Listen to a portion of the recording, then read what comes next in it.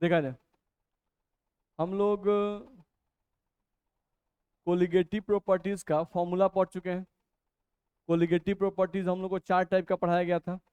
नहीं, एक colligative property आपका था relative lowering of vapour pressure, है ना। नहीं, एक आपका था एलिवेशन ऑफ बॉइलिंग पॉइंट, एक था डिप्रेशन ऑफ फ्रीजिंग पॉइंट, और एक था ऑस्मोटिक प्रेशर। नहीं, इन सब का फॉर्मूला आप लोग पढ़े हुए हैं। जैसे आरएलवीपी का फॉर्मूला देखें तो उसका फॉर्मूला था फर्स्ट कोलिगेटिव प्रॉपर्टीज का। फर्स्ट को फॉर्मूला था हम लोग का P0 माइनस PS बट्टा P0 is equals to mole fraction of solute. यही फर्स्ट फॉर्मूला आपका था, ध्यान रखना है। नहीं, जिस फॉर्मूला को आप कहते थे RLVP, relative lowering of vapour pressure, ये इसका फॉर्मूला था। सेकंड अगर देखें तो हम लोग का था delta TB is equals to KB और गुना M। ये फॉर्मूला हम लोग पढ़े थे, जिसको हम लोग कहे थे एलिवेशन ऑफ बॉइलिंग पॉइंट। इसको हम लोग कहे थे एलिवेशन ऑफ बॉइलिंग पॉइंट, ये था हम लोग का। तीसरा जो फॉर्मूला था हम लोग का, वो था हम लोग का डेल्टा TF। तो delta TF is equals to आपको फॉर्मूला आया था KF गुना M, जिसको आप बोले थे depression of freezing point, depression of freezing point, ये कहा गया था। और चौथा और लास्ट फॉर्मूला हम लोग का था कोलिगेटिव प्रॉपर्टी, जिसमें sorry osmotic pressure, pi is equals to CRT, ये आया था। नहीं, जिसको आप बोल रहे थे osmotic pressure.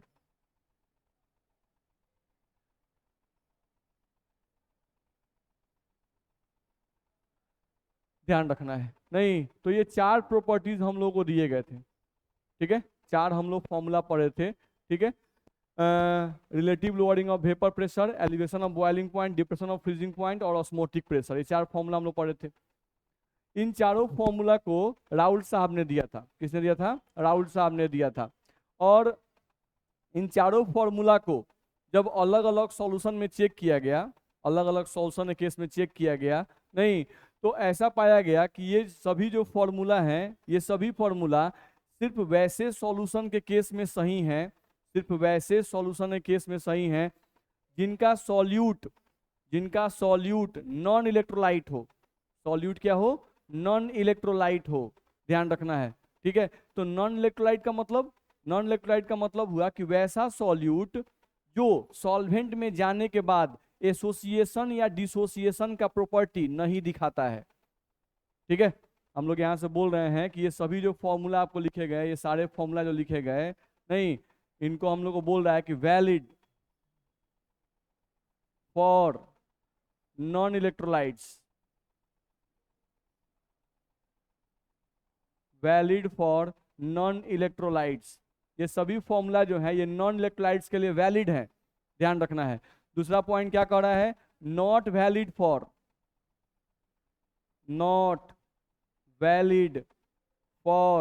Electrolytes, not valid for electrolytes, ठीक है। तो कोलिगेटिव प्रॉपर्टीज के 4 फॉर्मूला पढ़े, उन चारों फॉर्मूला के लिए कंडीशन आ गया कि ये सभी फॉर्मूला नॉन इलेक्ट्रोलाइट्स के लिए वैलिड हैं, इलेक्ट्रोलाइट्स के लिए वैलिड नहीं है। यानी जैसे ही आप इलेक्ट्रोलाइट्स पर इन फॉर्मूला को लगाइएगा, ठीक है, ये फॉर्मूला गलत हो जाएंगे।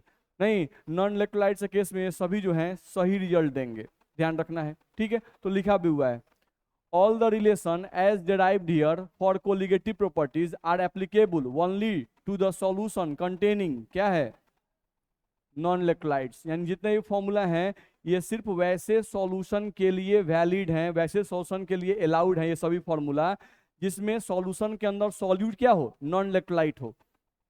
सॉल्यूशन के अंदर सॉल्यूट क्या हो? नॉन इलेक्ट्रोलाइट्स हो। उन्हीं केस में ये सही होगा, ध्यान रखना है। नॉन इलेक्ट्रोलाइट सॉल्यूट, ठीक है, which do not undergo association और डिसोसिएशन, ध्यान रखना है। नहीं देखो दिमाग में अब क्वेश्चन आ गया, गजब हाल है। नहीं, उतना देर से ऑस्मोटिक कोलिगेटिव प्रॉपर्टी 4 को पढ़वाया, नहीं 4 को पढ़ा के उसके बाद बोल रहा है कि कुछ पर लागू होगा, कुछ पर लागू नहीं होगा। बात समझ में आ रहा है? तो समझा जाए क्या इसमें दिक्कत आ रही है, कहाँ पर दिक्कत हो रही थी उसको समझा जाए। देखा जाए, सबसे पहले कंपाउंड्स को दो भागों में बांट दिया गया, एक जिसको हम लोग बोल रहे हैं इलेक्ट्रोलाइट्स और एक को बोल रहे हैं नॉन इलेक्ट्रोलाइट्स। नहीं, टर्म यूज कर रहा है कि भाई इलेक्ट्रोलाइट्स के केस में राउल्ट का फॉर्मूला सही रिजल्ट नहीं देता है और नॉन इलेक्ट्रोलाइट के केस में सही रिजल्ट देता है। तो कौन से ऐसे कंपाउंड हैं जिनको इलेक्ट्रोलाइट्स कहा जाता है और कौन से ऐसे कंपाउंड हैं जिनको नॉन इलेक्ट्रोलाइट्स कहा जाता है? सिंपल। नहीं, तो इलेक्ट्रोलाइट्स के लिए बताया जाता है कि वैसे कंपाउंड जिसको सॉल्वेंट में डालने के बाद वो या तो एसोसिएशन का प्रॉपर्टी शो करते हैं या डिसोसिएशन का प्रॉपर्टी शो करते हैं, उनको इलेक्ट्रोलाइट्स कहते हैं।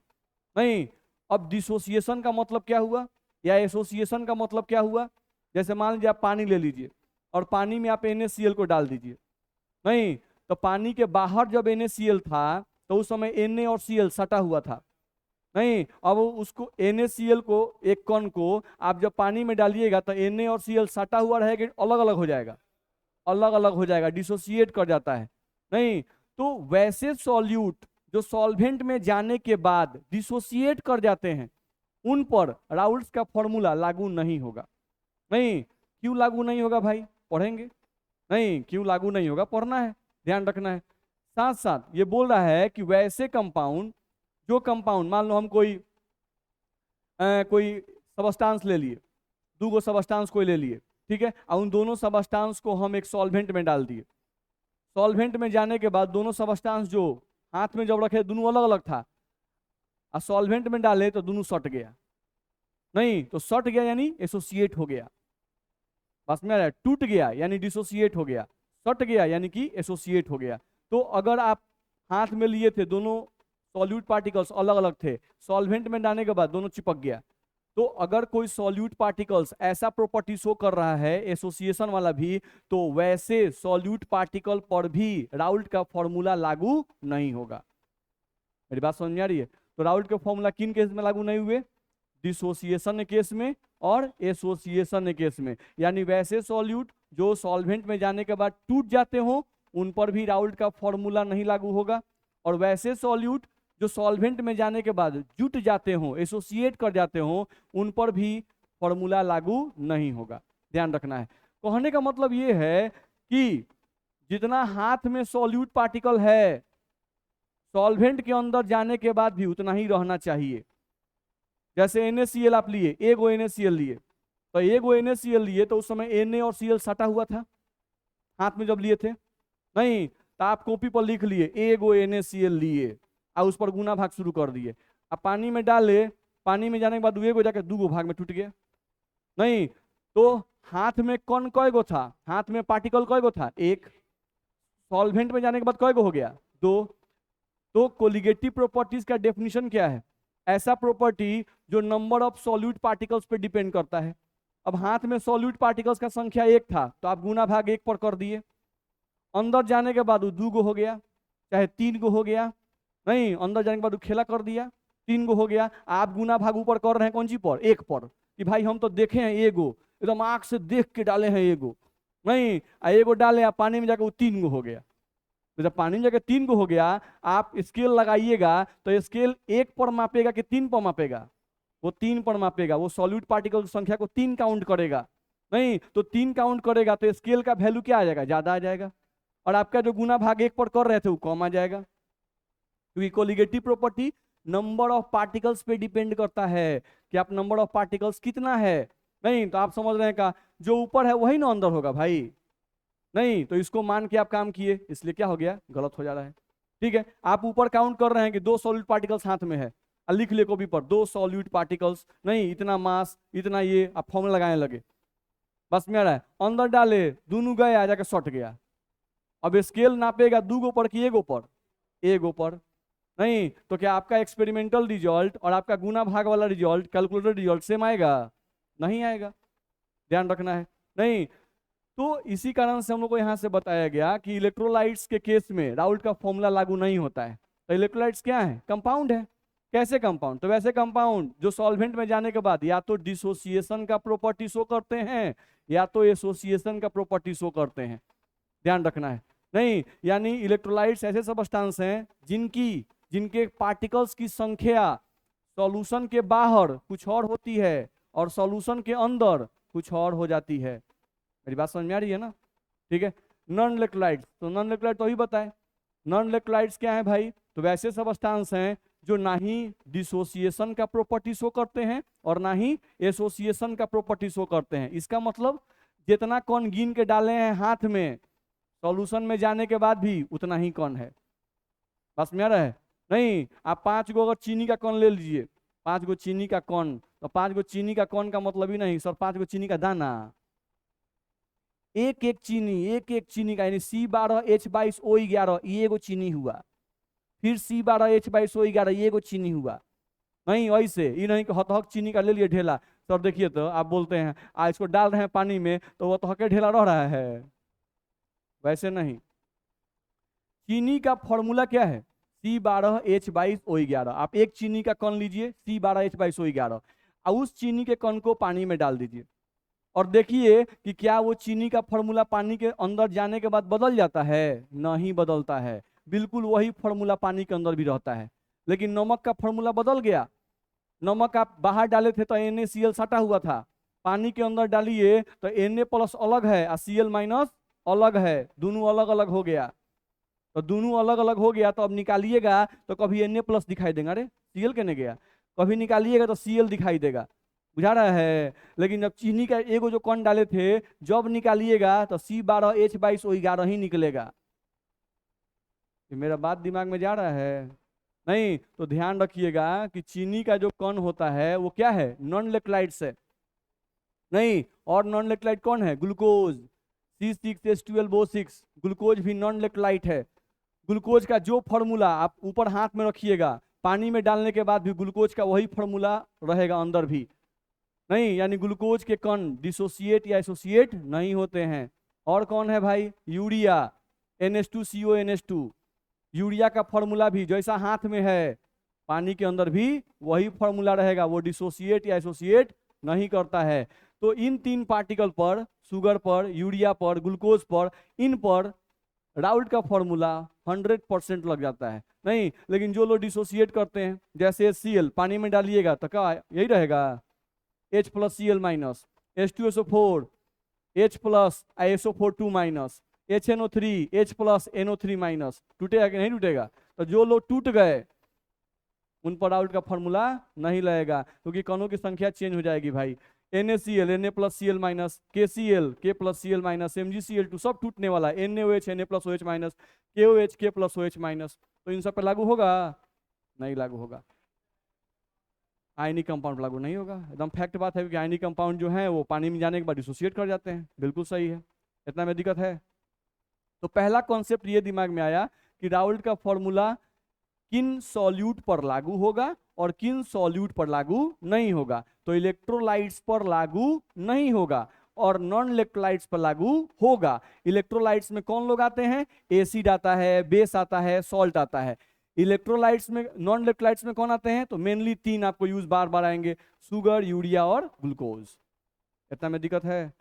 चलो आगे बढ़िए, देखा जाए।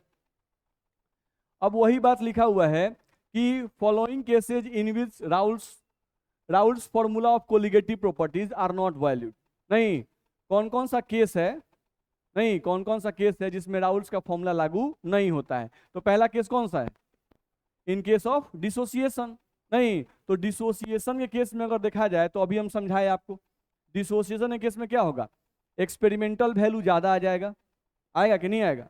जस्ट एक एग्जांपल समझ लो, देखो यहाँ पर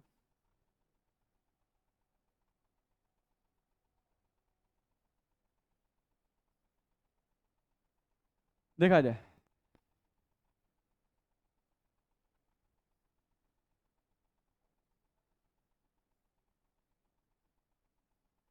चलो यहाँ पर हम मान लीजिए कि हमारे पास 1 kg वाटर है, ठीक है, 1 kg वाटर है और 1 kg वाटर में ये तुम्हारा हाथ है चम्मच की तरह, नहीं है चम्मच है मान लिया जाए, ठीक है। इस चम्मच में आप यहाँ पर लिए हुए हैं, ऐसे स्टार बनाया जाए, ठीक है। इसमें आप नमक लिए हुए हैं 1 मोल NaCl, ठीक है। आप 1 मोल NaCl लिए हुए हैं, ठीक है। तो हम आपको क्वेश्चन दिए कि देखो बाबू 1 kg water in 1 kg water, 1 mole NaCl is dissolved. Then calculate the elevation in boiling point. हम क्या बोले इसमें? कैलकुलेट डेल्टा टीबी तुमसे बोले, नहीं तो तुम तुरंत कहोगे अच्छा बहुत आसान क्वेश्चन सर दे दिए आप तो। नहीं sir, according to Raoult's we know that, क्या know that? Formula delta TB is equals to K B और गुना एम, यही फॉर्मूला होता है सर। नहीं, और आप बोले हैं के बी का वैल्यू याद रखने के लिए, तो हम लोग तेज विद्यार्थी हैं, याद रखे हुए हैं, रखे ना आप लोग 0.52। और मोलालिटी का वैल्यू, तो मोलालिटी का वैल्यू निकालेंगे। मोलालिटी का मतलब क्या होता है? मोल ऑफ सॉल्यूट, तो 1 है। Weight of solvent in KG, वो भी 1 है, तो 1/1 क्या आएगा? 1। तो यहाँ पे मोलालिटी का वैल्यू कितना रखे? 1। तो डेल्टा टीबी का वैल्यू सर आएगा 0.52।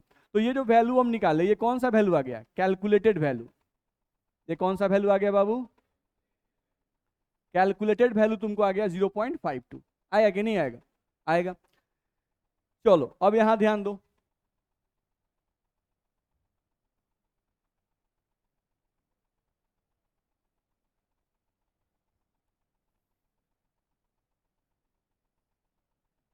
ध्यान दो, सेम चीज है, उसी फिगर को हम यहां बनाए हैं।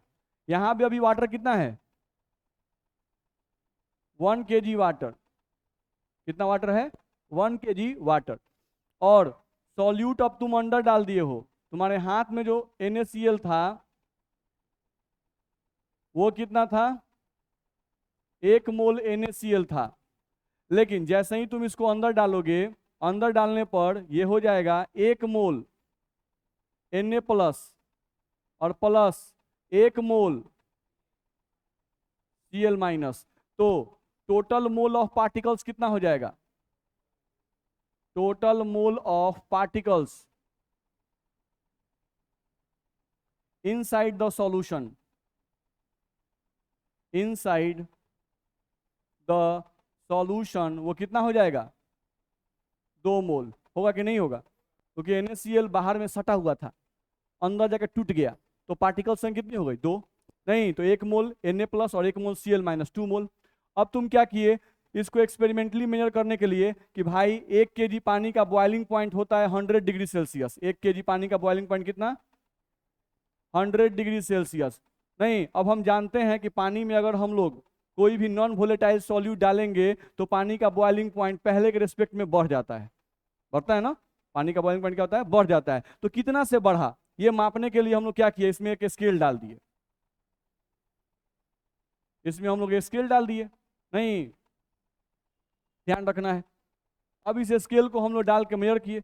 जब इस स्केल को डाल के हम लोग मेजर किए तो हम लोगों का जो एक्सपेरिमेंटल, यहां पे हम लिख रहे हैं बाबू, जो हम लोगों का experimental value of boiling point आया, नहीं तो सोचो 1 kg पानी, तो पानी का बॉइलिंग पॉइंट तो फिक्स है 100। नहीं, अब इसमें जब NaCl तुम डाल दिए तो NaCl डालने के बाद अब तुम्हारा एक्सपेरिमेंटल बॉइलिंग पॉइंट जब चेक किया गया तो एक्सपेरिमेंटल बॉइलिंग पॉइंट तुमको आ गया यहाँ पर, जस्ट हम लोग थोड़ा सा इसका डबल कर लें, वही आंसर हम लोग का आएगा 0.52 मल्टीप्लाइड बाई 2 कितना हो जाएगा? 2 दूना 4 और 5 दूना 10, यही है ना? 1.04। तो आ गया हम लोग को 101, उसमें जोड़ देना है 100 में इतना, तो 101.04 कितना आ गया? 101.04। अब सोचो ये जो वैल्यू निकाले हम, सेम पानी है भाई, 1 kg पानी, 1 kg पानी, 1 मोल NaCl, 1 मोल NaCl। नहीं तो ये जो कैलकुलेशन हम लोग कर रहे हैं वो किसके आधार पे कर रहे हैं? बाहर जो NaCl का मोल है उसके आधार पे कैलकुलेशन करके हम लोग निकाले। नहीं तो वो वैल्यू आ गया हम लोग को कितना? 0.52। अब तुम जब इसके केस में डेल्टा टीबी का मान निकालोगे बाबू, तो डेल्टा टीबी का फॉर्मूला क्या होता है? T0 minus, sorry TB minus T0, TB minus T0। Boiling point of solution कितना आया? 101.04 माइनस ये कितना आ गया? 100 बराबर कितना आ गया? 1.04। अच्छा ये जो 1.04 आया ये लगभग 2 × 0.52 हुआ ना? नहीं, यानी कि जो कैलकुलेटेड वैल्यू था उसके रेस्पेक्ट में जो एक्सपेरिमेंटल वैल्यू आया वो कितना आया, 2 गुना आया। नहीं तो 2 गुना क्यों आया, क्योंकि यहां पर 1 मोल पार्टिकल्स पे कैलकुलेट किया गया था। NaCl मत सोचो, सोचो कि कितना पार्टिकल्स की संख्या सोचो। एक पार्टिकल्स पे तुम कैलकुलेट किए थे और एक्सपेरिमेंटल वैल्यू कैलकुलेट किया 2 पार्टिकल्स पर। नहीं तो पार्टिकल्स की संख्या दुगनी होगी तो बॉइलिंग पॉइंट भी क्या होगा, दुगना हो जाएगा। एलिवेशन इन बॉइलिंग पॉइंट भी क्या आएगा, 2 गुना आ जाएगा। तो क्या यहाँ पर एक्सपेरिमेंटल वैल्यू और कैलकुलेटर वैल्यू मैच कर रहा है, नहीं मैच कर रहा है। तो गलती कहां पर हुई, वो डिसोसिएशन वाला पॉइंट चेक नहीं किए। मेरी बात समझ में आ रही है। नहीं तो यहाँ पर हम लोग का वैल्यू क्या आ गया, डिफरेंट आ गया। तो वही हम लोग को ध्यान रखना है, इन केस ऑफ डिसोसिएशन क्या होगा। तो अब तुम समझ गए कि इन केस ऑफ डिसोसिएशन कोई पूछेगा तो हम कहें एक्सपेरिमेंटल वैल्यू ज्यादा आएगा किससे, कैलकुलेटेड वैल्यू से, कैलकुलेटेड वैल्यू से ज्यादा आएगा। तो ये तुमको ध्यान रखना होगा कि एक्सपेरिमेंटल वैल्यू जो तुम्हारा आएगा वो कैलकुलेटेड वैल्यू से ज्यादा आएगा। किस केस में, डिसोसिएशन केस में। ठीक, क्यों आया, क्योंकि एक्सपेरिमेंटल नंबर ऑफ पार्टिकल्स ज्यादा था और कैलकुलेटेड नंबर ऑफ पार्टिकल्स कम था। एक्सपेरिमेंटल नंबर ऑफ पार्टिकल्स का मतलब number of particles inside the solution. Calculated value किस बात पे डिपेंड करता है, number of particles outside the solution. दिक्कत है, नहीं तो हम उसी बात को यहां लिख दे रहे हैं। यहां पे हम लोग बोल रहे हैं कि in case of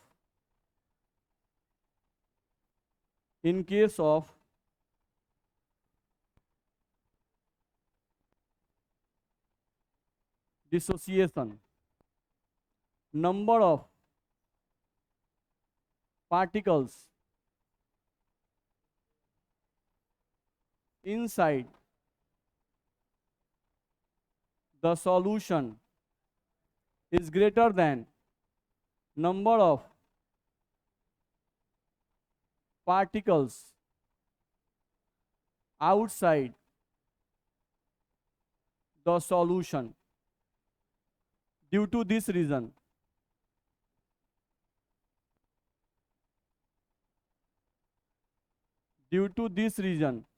experimental value is greater than calculated value. Number of particles inside the solution is greater than number of particles outside the solution. नहीं तो number of particle inside the solution, ये जो हम लोग को बताया गया, ये वाला चीज जो हम लोग को बताया गया, नहीं experimental value inside the solution पे डिपेंड करता है। ठीक है, और calculated value number of particles outside पे डिपेंड करता है। ध्यान रखना। तो यहाँ पे हम बस हिंट कर दे रहे हैं कि ये हो गया आपको एक्सपेरिमेंटल वैल्यू इस बात पे डिपेंड करता है, नहीं और आपका कैलकुलेटेड वैल्यू जो है वो number of particles outside the solution पे डिपेंड करता है। तो ये हो गया आपका कैलकुलेटेड वैल्यू। इतना बात में दिक्कत है, ध्यान समझिएगा, क्योंकि वांटो फैक्टर से आपका क्वेश्चन आना ही आना है, ध्यान रखना है। और मैक्सिमम बच्चे का सब चीज ठीक रहता है और लास्ट टॉपिक के घबरा जाता है, नहीं क्योंकि उसको लगता है कि सब कोई एक्सेप्ट नहीं करता है। जैसे कैसे फॉर्मूला आ रहा है क्वेश्चन बन रहा है, फॉर्मूला आ रहा है क्वेश्चन बन रहा है, पहले कोई कह दिया का फॉर्मूला सही नहीं है, घबरा गया, नहीं तो दिमाग में क्या आ गया, एगो विरोध आ गया, नहीं तो जल्दी आदमी उसको एक्सेप्ट नहीं करता है। ध्यान रखना है, तो थोड़ा इसको एक्सेप्ट कीजिएगा। ठीक है, किस केस में लागू नहीं हुआ, क्यों नहीं लागू हुआ, क्या कारण था, वो सब पर ध्यान रखना है। इतना में दिक्कत। ठीक है, तो चलो हम लोग यहाँ से समझ गए कि राउल्ट का फॉर्मूला किन केसेस में लागू नहीं होगा। तो फर्स्ट केस क्या बताया गया, in case of dissociation. Dissociation case में क्या होगा, एक्सपेरिमेंटल वैल्यू ज्यादा होगा कैलकुलेटेड वैल्यू से। एक्सपेरिमेंटल वैल्यू क्यों ज्यादा होगा कैलकुलेटेड वैल्यू से, क्योंकि experimental value number of particles present in the solution पे डिपेंड करता है और calculated value number of particles outside the solution पे डिपेंड करता है। इस केस में, डिसोसिएशन के केस में, सॉल्यूशन के अंदर पार्टिकल्स की संख्या ज्यादा हो जाती है और सॉल्यूशन के बाहर पार्टिकल संख्या कम रहती है। दिक्कत है, चलो आगे बढ़ सकते हैं। अगला केस हम लोग को देखा जाए तो अगला केस हम लोग को लिखा हुआ है यहाँ पर, इन केस ऑफ एसोसिएशन। नहीं, एसोसिएशन के केस में भी राउल्ट का फॉर्मूला लागू नहीं होता है। नहीं तो क्यों लागू नहीं होता है, देखो तो हम लोग बोल सकते हैं पहला बात कि इन केस ऑफ एसोसिएशन, या ऐसा लिखें कि if solute particles are associated, if solute particles are associated inside the solvent, then the number of solute particles decreases, then the number of solute particles decreases, then the number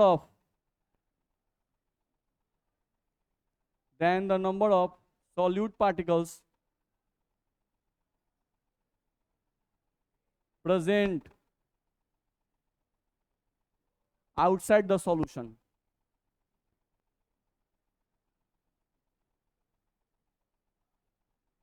ऐसा होगा कि नहीं होगा? ये क्या बोल रहा है?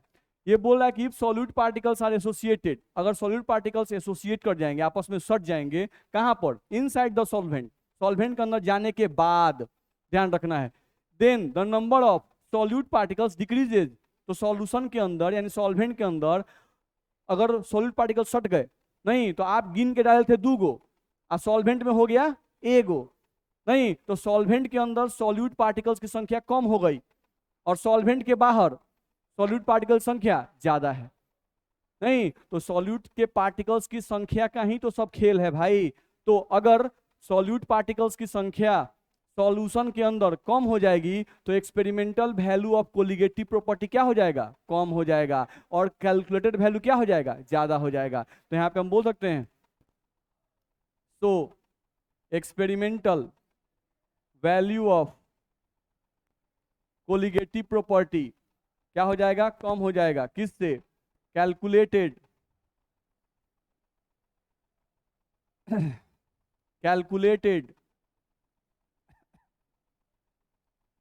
वैल्यू ऑफ कोलिगेटिव प्रॉपर्टी, ऐसा बोल सकते हैं। ध्यान रखना है, जैसे तुम एग्जांपल से जैसे चेक किए थे वैसे ही चेक कर लो। देखो यहां पर जैसे तुम 2 यहां पर बर्तन ले ली, ठीक है,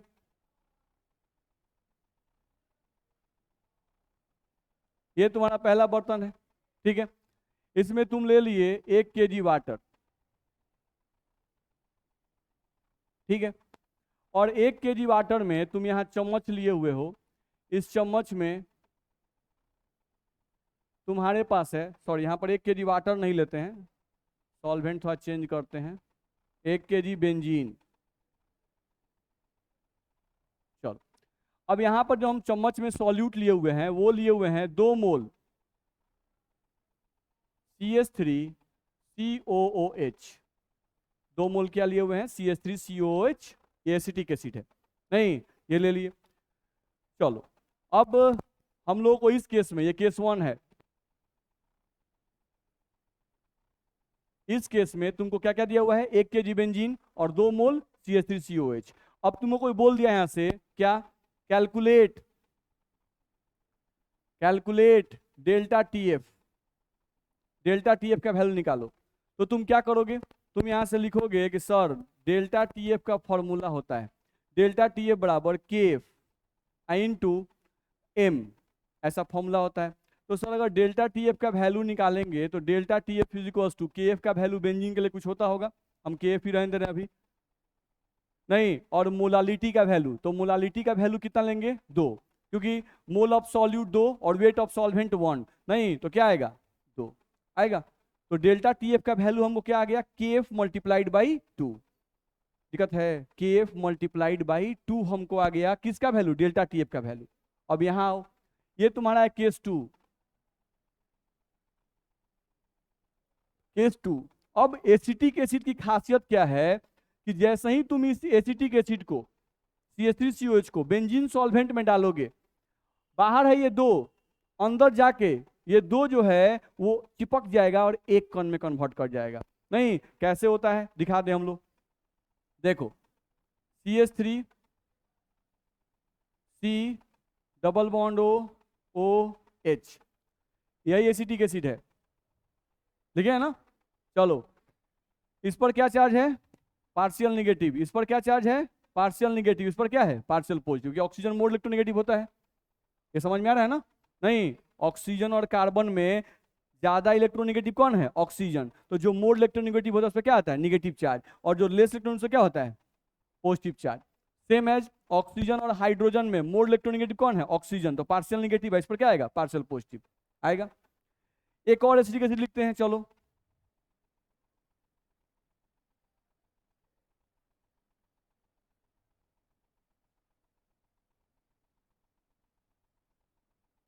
ये भी एसिटिक एसिड है, देख लो। CH3 C double bond O OH, same जैसे इस पे चार्ज आया था ये होगा। नहीं, अब क्या होगा कि देखो तो इसका पॉजिटिव इसका निगेटिव अट्रैक्ट हो जाएगा, इसका निगेटिव इसका पॉजिटिव अट्रैक्ट होगा। तो ये चिपक गया कि नहीं चिपक गया? एक एसिटिक एसिड दूसरे एसिटिक एसिड से चिपक गया। काहे चिपक गया? बेंजीन, थोड़ा सा ध्यान दो। बेंजीन के केस में थोड़ा सा केयर करो। बेंजीन का फॉर्मूला क्या होता है बाबू? क्या होता है? H6। अच्छा, ये कार्बन और हाइड्रोजन से बना है ना? तो कार्बन और हाइड्रोजन से बना हुआ कंपाउंड पोलर होता है कि नॉन पोलर? Non polar. तो ये नॉन पोलर है, तो हम लोग शायद पढ़े हुए हैं इस चैप्टर में लाइक डिजॉल्व्स लाइक, नहीं लाइक डिजॉल्व्स लाइक। तो ये नॉन पोलर है। आपका एसिटिक एसिड में देखो COOH ये वाला भाग पोलर है, नहीं, और ये वाला भाग क्या है? Non polar. तो बेंजीन में सिर्फ ये वाला पोर्शन घुलेगा, CH3 वाला पोर्शन। बेंजीन में सिर्फ ये वाला पोर्शन घुलेगा, नहीं, बाकी जो COH वाला ये भाग पोलर है, ये भाग पोलर है। तो जो पोलर भाग है जो बेंजीन में नहीं सॉल्युबल होगा, तो वो पोलर भाग बेंजीन को हेट करता है, पसंद नहीं करता है। तो जैसे ही आप एसिटिक एसिड को पानी में डालोगे, एसिटिक एसिड का जो नॉन पोलर भाग होगा वो बेंजीन की तरफ हो जाएगा, और जो पोलर भाग होगा वो आपस में सट जाएगा। नहीं, तो वही हुआ है, नॉन पोलर भाग अलग हो गया, अलग हो गया, अब पोलर वाला भाग सट गया। मेरी बात समझ में आ रही है? ऐसा सेम केस होता है साबुन के केस में। आप पढ़िएगा मिसेल्स, आपको पढ़ना भी होगा, क्लास 9 में पढ़ते हैं आप, नहीं, मिसेल फॉर्मेशन ध्यान रखना है। वहां भी आपका साबुन जो होता है उसमें पोलर भी होता है, नॉन पोलर भी होता है। जैसे ही आप साबुन को या सर्फ को पानी में डालिएगा, सब मॉलिक्यूल आपस में चिपक जाता है, ध्यान रखना है। तो वो जहां जो मॉलिक्यूल चिपकते हैं तो क्या होता है वहां पर? जितना भी नॉन पोलर वाला भाग होगा वो सब सट जाएगा। क्या है? क्या कि पानी क्या है? पोलर। पानी क्या है? पोलर। और आपका सर्फ जो डाले, सर्फ का फॉर्मूला क्या होता है याद है? C17H35 CO minus Na plus, ये आपका सर्फ है। नहीं, तो सर्फ में आप ध्यान से देखिए, इतना भाग क्या है? नॉन पोलर, और ये भाग क्या है? पोलर। नहीं, तो ये वाला भाग बस पानी में घुलेगा सर्फ का, और ये वाला भाग पानी में नहीं घुलता है। ये वाला भाग कहाँ घुलता है? आपके गंदगी में। आपका जो भी कपड़ा होता है उस कपड़े पर गंदगी क्या होता है? ग्रीस, वायल, जो भी वायली सबस्टांस होता है वही आपके कपड़े का गंदा होता है, ध्यान रखना है। तो वायली सबस्टांस को बाहर निकालने के लिए वायली सबस्टांस में पहले कुछ जाना चाहिए ना। तो वायली सबस्टांस में इंटर कौन करेगा? ये वाला भाग। क्यों? क्योंकि वायली सबस्टांस भी क्या होता है? Non polar. नहीं, तो नॉन पोलर में नॉन पोलर ही जाएगा। तो ये वाला भाग जो सर्फ का है वो कहाँ घुस जाता है? नॉन पोलर में। और ये भाग कहाँ रहता है? पानी के कॉन्टेक्ट में, ध्यान रखना है, ठीक है। तो सर्फ के केस में वैसा होता है, यहां भी वैसा हुआ। तो चलो ध्यान रखना है। तो हम लोग को यहाँ पे अभी दिमाग इस पे लगाना है, क्या चीज दिमाग लगाना है? कि जैसे ही हम इस 2 मोल, यहां पर बाहर में था ये कितना, तो बाहर में ये हमारे पास है 2 मोल एसिटिक एसिड, 2 मोल CH3COH है। लेकिन जैसे ही इसको हम लोग अंदर डालेंगे, अंदर डालने पर यही फॉर्मूला ऐसा हो जाएगा, CH3COH का होल ट्वाइस। ध्यान रखना है, ये क्या लिखा गया? Whole twice. यानी जैसे ही ये ब्रैकेट में आ गया तो इसका मतलब ये दोनों क्या हो गए? चिपक गए। नहीं, अब इस पूरे मॉलिक्यूल के आगे कोएफिशिएंट कितना है? 1। तो अब ये कितना काउंट होगा? 1 मोल पार्टिकल। ये काउंट होगा 1 मोल पार्टिकल। तो इस 1 मोल पार्टिकल का अब इस केस में अगर आप डेल्टा TF का वैल्यू निकालिएगा तो वो सिर्फ आएगा KF के बराबर। किसके बराबर आएगा? KF के बराबर। यहाँ कितना आया था? KF multiplied by 2। क्यों? क्योंकि आप 2 मोल पे कैलकुलेशन कर रहे थे। तो ये जो वैल्यू आया वो था कैलकुलेटेड वैल्यू, ये आपका था कैलकुलेटेड वैल्यू। और यहां पर जो वैल्यू आया डेल्टा टी बराबर के एफ, ये क्या आ गया? एक्सपेरिमेंटल वैल्यू आपको इतना आएगा। नहीं तो क्या दोनों बराबर है? नहीं। आप दोनों केस को देखिएगा तो दोनों केस को देखने के बाद आपका रिजल्ट क्या आ रहा है? फाइनल रिजल्ट आपका आया कि एक्सपेरिमेंटल वैल्यू जो था, एक्सपेरिमेंटल वैल्यू वो क्या आ गया? कम आ गया। और कैलकुलेटेड वैल्यू जो था वो क्या आ गया? मेरी बात समझ में आई? नहीं तो सिंपल कॉन्सेप्ट है, उतना दिमाग नहीं लगाना है, हम लोग को सिंपली जानना है कि राउल्ट का फॉर्मूला इलेक्ट्रोलाइट्स के केस में लागू नहीं होता है, यानी डिसोसिएशन के केस में लागू नहीं होगा, एसोसिएशन के केस में लागू नहीं होगा। डिसोसिएशन के केस में जो एक्सपेरिमेंटल मान आएगा कोलिगेटिव प्रॉपर्टी का, वो वैल्यू क्या आएगा? ज्यादा आएगा। और कैलकुलेटर वैल्यू क्या आएगा? कम आएगा। कोई बोलता है क्यों भाई? तो आप बोलिए कि एक्सपेरिमेंटल वैल्यू सॉल्यूशन के अंदर जो सॉल्यूट पार्टिकल्स होते हैं उनकी संख्या पे डिपेंड करता है, और कैलकुलेटेड वैल्यू सॉल्यूशन के बाहर जो सॉल्यूट पार्टिकल्स की संख्या है उस पर डिपेंड करता है। ध्यान रखना है। तो एक जब हम लोग डिसोसिएशन केस करते हैं तो डिसोसिएशन केस में सॉल्यूशन के अंदर सॉल्यूट पार्टिकल की संख्या ज्यादा हो जाती है, इसलिए एक्सपेरिमेंटल वैल्यू ज्यादा हो जाता है। एसोसिएशन केस में क्या होता है? तो एसोसिएशन केस में, एसोसिएशन मतलब जुड़ना, एसोसिएशन केस में क्या होता है? तो सॉल्यूशन के बाहर सॉल्यूट पार्टिकल की संख्या ज्यादा होती है और सॉल्यूशन के अंदर सॉल्यूट पार्टिकल की संख्या कम हो जाती है। तो सॉल्यूशन के अंदर कम हो गई तो एक्सपेरिमेंटल वैल्यू भी कम हो जाएगा और कैलकुलेटर वैल्यू ज्यादा हो जाएगा। बुझाया? इसमें दिक्कत है? चलिए, तो ये बात हम लोग को बताया गया। तो ये दो ऐसे केस थे जिसमें आपको बताया गया कि आपका लागू नहीं होता है। नहीं तो वहां पर राहुल साहब का गलती क्या था? ये समझ में आया? राहुल साहब का गलती ये था कि वो जो सॉल्यूशन के बाहर सॉल्यूट पार्टिकल्स की संख्या थी उसी पर अपना कैलकुलेशन शुरू कर दे रहे थे। नहीं, जबकि उनको थोड़ा सा वेट करना चाहिए था, उनको समझना चाहिए था कि भाई NaCl को पानी में डालने पर वो टूट जाता है, तो पार्टिकल संख्या 2 पर गुना भाग करते तो उनका फॉर्मूला गलत होता? नहीं होता। नहीं, ठीक है, राहुल साहब इस पर केयर नहीं किए, ध्यान रखना है। लेकिन उनके फॉर्मूला को बाद में सही किया गया, जो हम लोग अगले क्लास में पढ़ेंगे। नहीं, भान टॉप साहब आए, बस में आ रहा है, तो उन्होंने कहा कि अरे थोड़ा सा गलती था, अब चलिए मेरा नाम भी ऊंचा हो जाएगा। नहीं तो वो बताए, देखो आई से मल्टीप्लाई कर दो, राउल्ट के फॉर्मूला में सिर्फ आई से मल्टीप्लाई कर दो, नहीं इनका फॉर्मूला सही हो जाएगा। और ये आई क्या है? तो भान टॉप फैक्टर। और भान टॉप फैक्टर क्या बताएगा? तो डिसोसिएशन केस में कितना आयन बन जाता है, नहीं एसोसिएशन केस में कोई को सट जाता है। बस में रहे तो थोड़ा सा चमत्कार कर देंगे, बस उनका फॉर्मूला सही।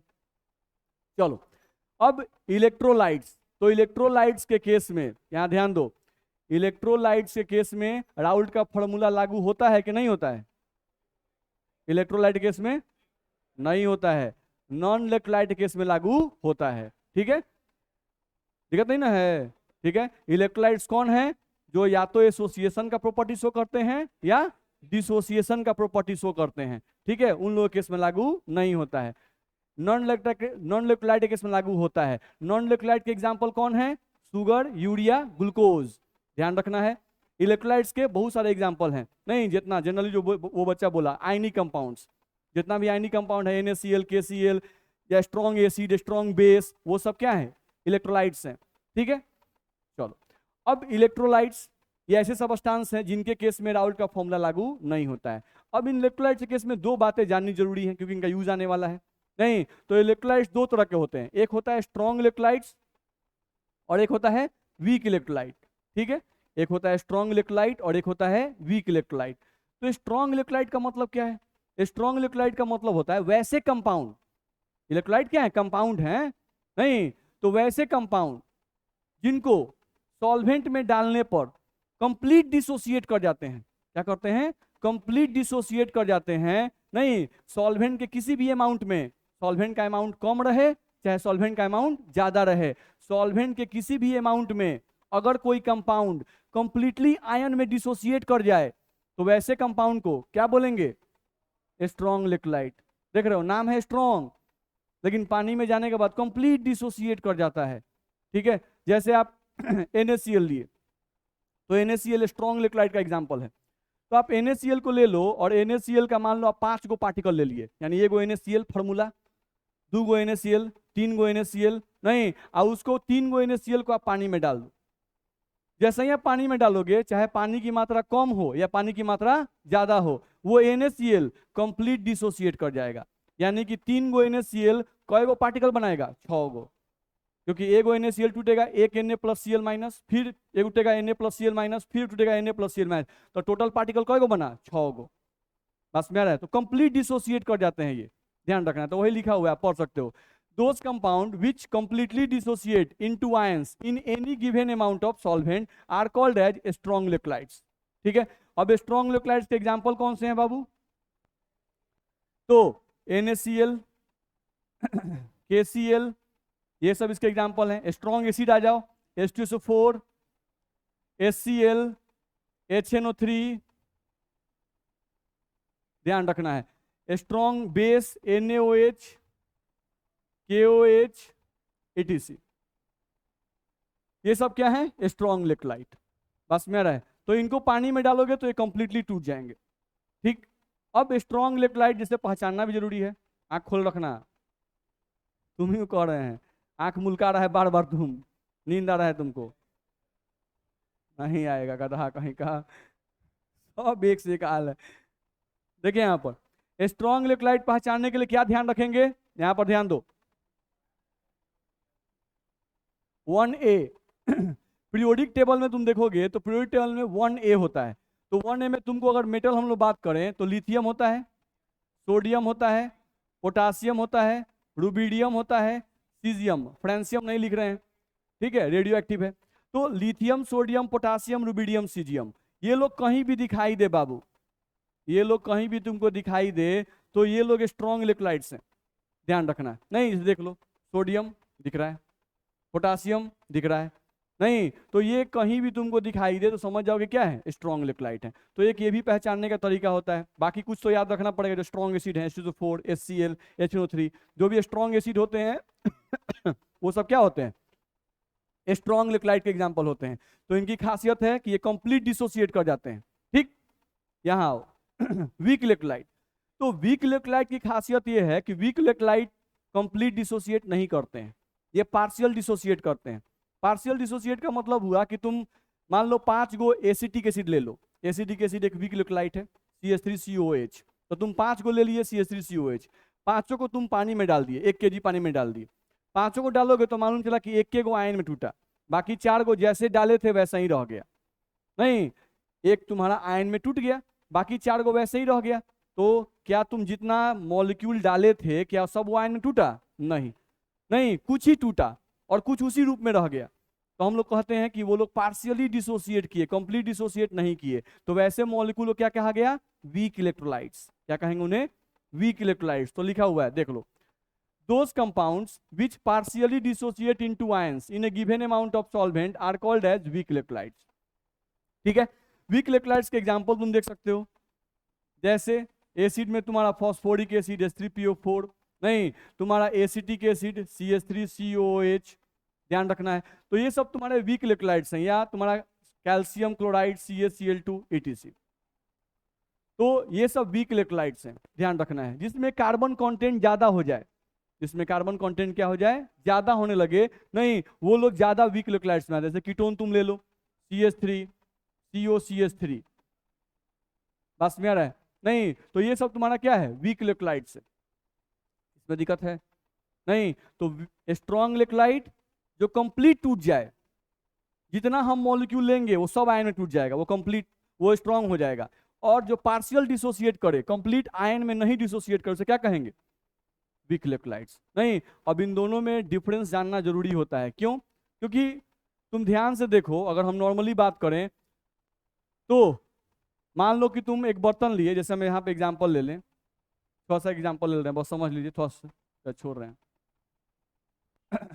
देखो, यहां पर भी तुम्हारा पानी है, 1 kg वाटर, और यहां पर भी तुम्हारा पानी है, 1 kg वाटर, ठीक है। यहां पर तुम डाले हुए हो 4 मोल NaCl, और यहां भी तुम डाल रहे हो 4 मोल एसिटिक एसिड CH3COOH, डाल दिए। नहीं, हम यहां से बता दें, CH3COH को पानी में डालोगे तो टूट जाता है ऐसे, CH3COH को अगर तुम वाटर में डालोगे तो बाबू याद रखना ये टूटता है ऐसे, CH3CO- प्लस H+, ठीक है, क्योंकि ये एसिड है तो एसिड क्या प्रोवाइड करता है पानी में, H+, तो ये H+ निकल जाता है, ठीक है। तो चलो एक CH3COH टूटेगा तो कई गो आयन प्रोड्यूस करेगा, 2 आयन, एक है, एक कई गो आयन प्रोड्यूस करेगा, 2 आयन। चलो NaCl को तोड़ना तुम जानते हो, ये भी उठे तो कितना आयन प्रोड्यूस करेगा, Na+Cl-। चलो ये 4 मोल लिखा गया है तो ये पानी के अंदर आएगा तो कितना बनाएगा, 4 मोल Na+ और 4 मोल Cl-, टोटल आयन कितना आ गया, 8 मोल। टोटल आयंस तुमको अगर देखोगे तो वो आ गया 8 मोल, 8 मोल आयंस आ जाएंगे, ठीक है। इसमें क्या हुआ कि 4 मोल तुम डाले नहीं, लेकिन 4 मोल में से चारों मोल नहीं टूटा, नहीं एक बस टूट गया, यानी तुमको सिर्फ एक ये प्रोड्यूस हुआ, CH3CO- प्लस H+। तो 4 में से एक टूट गया तो 3 बच गया, नहीं तो 3 मोल क्या बच गया तुम्हारे पास, 3 मोल तुम्हारे पास बच गया CH3COH जो कि टूटा ही नहीं, जो कि टूटा ही नहीं, प्लस 1 मोल ये बच गया, कौन, CH3CO- और प्लस 1 मोल क्या बचा, H+। तो टोटल तुम्हारे पास आयन कितने हो गए, 3, 1 4 और 1 5, 5 मोल आयंस हुए बाबू, हुए। तो आयंस की संख्या इसमें ज्यादा है कि इसमें ज्यादा है, इसमें ज्यादा है, इसमें आयन की संख्या कम है, जबकि तुम दोनों ही केस में 4 मोल डाले थे, नहीं लेकिन इसमें आयन की संख्या ज्यादा है, इसमें आयन की संख्या कम है, नहीं तो इसमें आयन की संख्या ज्यादा है तो इसका प्रॉपर्टी यानी इसमें कोलिगेटिव प्रॉपर्टी का मान बहुत तेजी में भागेगा, और इसमें कोलिगेटिव प्रॉपर्टीज का मान बहुत तेजी में नहीं भागेगा, इसके रिस्पेक्ट में यहाँ कोलिगेटिव प्रॉपर्टी का वैल्यू क्या आएगा, कम आएगा, बस मेरा है। तो ये भी हम लोग को दिया जाता है कि स्ट्रॉन्ग इलेक्ट्रोलाइट है, एक वीक इलेक्ट्रोलाइट है, दोनों में सेम अमाउंट ऑफ सॉल्वेंट लिए हैं, दोनों में सेम अमाउंट ऑफ हम लोग इलेक्ट्रोलाइट डाल दिए, तो बताओ किस केस में कोलिगेटिव प्रॉपर्टी का वैल्यू ज्यादा होगा, नहीं तो स्ट्रॉन्ग इलेक्ट्रोलाइट केस में कोलिगेटिव प्रॉपर्टी का वैल्यू ज्यादा होगा, वीक इलेक्ट्रोलाइट केस में कोलिगेटिव प्रॉपर्टी का वैल्यू क्या होगा, कम होगा। ये सब बुझा रहा है, क्या मुझे बके जा रहे हैं, ये सब ध्यान रखिएगा, बात में आ रहा है ना, छोटा छोटा पॉइंट है लेकिन इसे क्वेश्चन आपका पूछता है और जनरली बच्चे नहीं बनाते हैं, ठीक है। तो बस हम यहां से लिख दिए क्या कि in case of strong electrolytes the value of colligative property is greater than the value of colligative property in case of weak electrolytes।